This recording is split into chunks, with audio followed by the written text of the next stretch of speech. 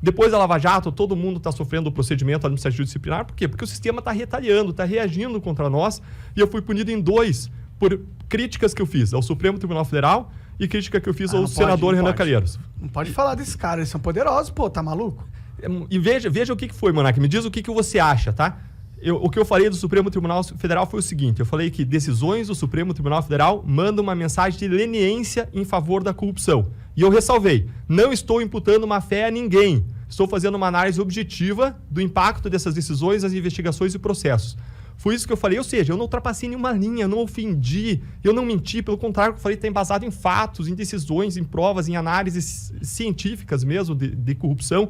E ainda assim, eu fui punido. Então, eu logo, na semana anterior de eu tomar essa decisão e sair do Ministério Público, aconteceram 2 fatos interessantes. Um deles foi que eu estava dando uma entrevista, terminei a entrevista, a gente está em home office, né? Eu e minha esposa, olho para o lado, a minha esposa branca olhando para mim. Eu falei, o que foi? Ela falou, você vai tomar mais uma representação no Conselho Nacional do Ministério Público. E ela branca, assustada, com medo, eu falei, mas eu não falei nada errado. Eu sei, mas você foi duro demais. Ou seja, é um absurdo isso, porque as críticas, elas têm que ser duras, contundentes. Eu não estava pregando a destruição das instituições. Não, eu acredito na força das instituições, na força da democracia, na boa política. Agora, você constrói as instituições por meio do direito de crítica, por meio da liberdade de expressão. Então, eu estava amarrado. Mas isso não existe no Brasil de verdade, né? A gente tem muitas leis e muitos códigos de não sei o que institucionais dentro das organizações que são exatamente para quando um Deltan chegar e começar a falar coisa que os caras não querem ouvir, opa, toma um negócio disciplinar ali, pega um negócio arcaico de 1820 que tá na lei e usa aqui para fuder o cara. Esse é o perigo, é isso que eu tento apontar todos os dias aqui, meio que em vão talvez, mas que é isso, que o negócio não é que eu quero que as pessoas falem merda. É que eu não quero dar o poder pro Estado de impedir que as pessoas falem. Porque a partir do momento que você dá ao Estado determinar o que é merda ou não, fudeu. O Estado vai usar aquilo para tirar os inimigos políticos dele do jogo. Como aconteceu agora com esse caso do Bolsonaro aí.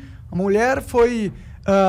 o cara tava passando ali, a mulher xingou ele, o que ela pode ter os seus motivos dela, deve ter. Ela foi presa, mano. Foi levada por injúria ao presidente, que é crime, tá na lei, tá, né? E eu acho engraçado, porque muita gente, quando eu fui reclamar disso, muita gente, tá na lei. Então, mano, qual que eu tô pensando? Se tá na lei, tudo é justo. A escravidão esteve na lei um tempo, então é isso que faz ser certo? Não, o que é certo e errado não depende se tá na lei ou não, entendeu? Ela é um negócio moral que vem antes da lei. E você não pode prender alguém porque xingou o presidente. Isso é coisa que aquele nosso amigo lá da Angola... A gente tem um amigo da Angola, criador, ele falou, a gente foi perguntar do presidente pra ele, falou, mano, não posso falar. Aqui nem é assunto, presidente. Né? Caramba. Então, mas é esse tipo de sociedade que está sendo construída. Toda vez que o STF toma as decisões monocráticas dele contra jornalistas, por mais que o jornalista seja um merda, na minha opinião, entendeu? Mas as decisões também são merdas. Um merda não justifica outro merda, entendeu? E as pessoas não percebem isso, infelizmente. As pessoas, elas falam, ótimo, tá censurando um merda, maravilha. Já que ele não tá no meu time, é maneiro fuder com ele. Toma aí, Estado, toma esse poder. Só que as pessoas não percebem que esse poder ele não vai ser usado só para as pessoas merdas. Ele vai ser usado para as pessoas que querem fazer críticas contundentes, as pessoas que estão no poder. E foi o que aconteceu com você, certo? E, Monark, quando a gente fala de liberdade de expressão e de outros direitos, a gente fala em direito constitucional, de ponderação de direitos. Você toda hora está fazendo um equilíbrio delicado entre diferentes bolas, diferentes pesos e medidas aí, que é a liberdade de expressão e outros direitos. Mas a gente precisa lembrar que a liberdade de expressão ela é um direito com uma primazia constitucional. Por que isso?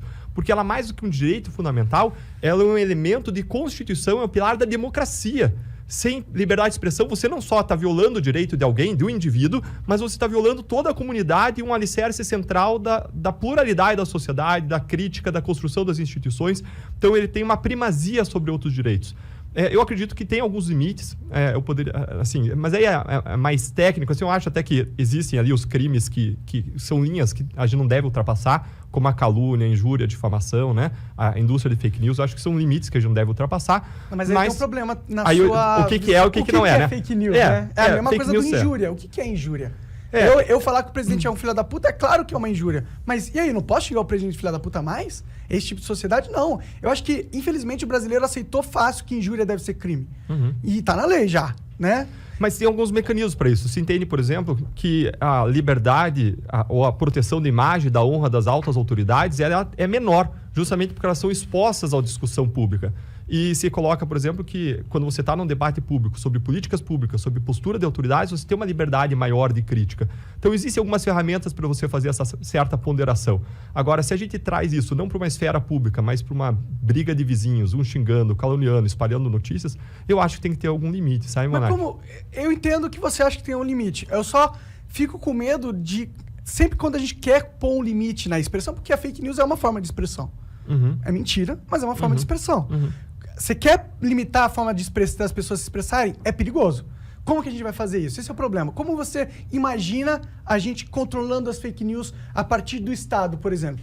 Eu gosto muito da ideia de a gente se concentrar nas figuras dos tipos penais. Por quê? Quando a gente fala de tipo penal, o que é? É o crime que está lá previsto na lei, no Código Penal.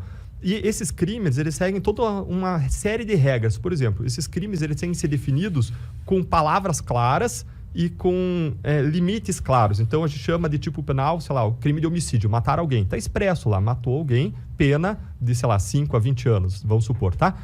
Ou ainda, injuriar alguém. Aí você vem, o que é injuriar? É você xingar, é você desprezar, é você trazer desonra. Mas deveria ser crime? Né? A desonra, xingar, é que eu acho que não deveria ser, entendeu? Na minha opinião, eu posso estar errado. Claro. A sociedade pode me julgar errado nesse sentido. Mas eu realmente acho que, pô, um cara chegou na rua e xingou, ô, seu filho da puta, vai prender esse cara? Monark, pra quê, mano? É legítima uma opinião, assim. É totalmente legítimo você entender que isso não deveria ser crime. Mas o espaço para discutir política pública, o que deve ou não ser crime, é o espaço do parlamento. E o parlamento, representando a sociedade, definiu isso como crime. A questão é se isso mata, se isso viola a liberdade de expressão, no sentido de um pilar da democracia, não quando você está numa briga de vizinhos, e se isso viola um direito fundamental da liberdade de expressão. A pessoa pode criticar o outro. Agora, critica sem destruir, critica de modo construtivo. E eu acho que a crítica dura, a crítica incisiva, até a ironia, são críticas que devem ser toleradas e devem ser exercidas numa democracia para a construção das instituições. Porque é disso que se faz uma democracia, é do debate, é da liberdade de expressão, é da troca de ideias, né? Mas mesmo assim eu não entendi como que você realmente regulamentaria, porque eu confesso, já pensei muito sobre isso. Bom, eu pensando sobre isso não quer dizer muita coisa, mas eu não consegui encontrar uma solução que a gente limite, por exemplo, os malefícios da fake news sem causar um mal maior, que é dar o poder ao Estado de controlar o que é válido ser dito ou não. Porque, imagina, não tem como. Como que você vai pôr uma ferramenta onde o Estado controla fake news sem dar uma ferramenta poderosa demais para o Estado? Eu não enxergo como. Você enxerga? Eu não enxergo. Na minha perspectiva aí, Monark, sempre que existe uma dúvida sobre a culpa ou não de um réu, quando você está falando de crimes como injúria, difamação e calúnia, o réu é absolvido. Se você tiver dúvida, vamos dizer que a gente tem dúvida sobre algo ser falso ou ser verdadeiro. O cara vai ser absolvido. E quando a gente fala de verdadeiro ou falso, a gente está falando de proposições sobre fatos. Agora, quando a gente fala de opinião, aí é outra coisa. Opinião é opinião. Opinião não é falsa, não é verdadeira, né? Mas se o cara, por exemplo, ele tá delatando alguma coisa que ele... Pô, alguém foi lá e falou, isso aqui tá acontecendo. Ele vai ser o cara que vai delatar, tá isso, ligado? E aí, no final, se descobriu, fez a investigação, mas se descobriu que o que ele delatou não era verdade. Esse cara não é punido. Hoje ele tem uma proteção legal. Mas ele já foi punido hoje. Não. Teve um cara que fez isso, entendeu? Até acho que ele pode ter feito isso de maneira maldosa, entendeu? Mas teve um deputado federal que falou das urnas eletrônicas, falou que elas estavam sendo manipuladas, fez essa denúncia, foram averiguar, viram que não tinha nada, esse cara perdeu o mandato por fake news. Eu acho que isso é errado. Sabe por quê? Não porque eu acho que ele tá certo em talvez ter mentido, mas sim porque agora qual que é o próximo que for fazer uma... E se realmente tiver alguma coisa acontecendo nas urnas, o cara vai ficar com medo de delatar, porque o último cara que delatou perdeu o mandato, entendeu? Então, eu não... Esse é o problema. Essa regra, na minha opinião, ela sempre vai ser mal utilizada. Ela sempre vai ser influenciada pelos poderosos e vai ser utilizada para calar que não deveria ser calado, entendeu? Como que a gente resolve esse problema? Como que a gente impede do Estado não abusar essa liberdade que a gente está querendo construir para ele, entendeu? Claro, coloca uma inteligência artificial lá. Mais perigoso ainda, né? Então, eu entendo o teu ponto, ele é mais legítimo ainda quando você não está falando de uma ultrapassagem clara de uma linha. Nesse caso desse deputado que perdeu o mandato, não se tratava de uma apuração de um crime. Os limites que eu vejo são os limites da injúria, da calúnia e da difamação. Para mim, são limites claros porque estão ali regrados em regras penais, naquilo que a gente chama de tipo penal. Então, são limites claros.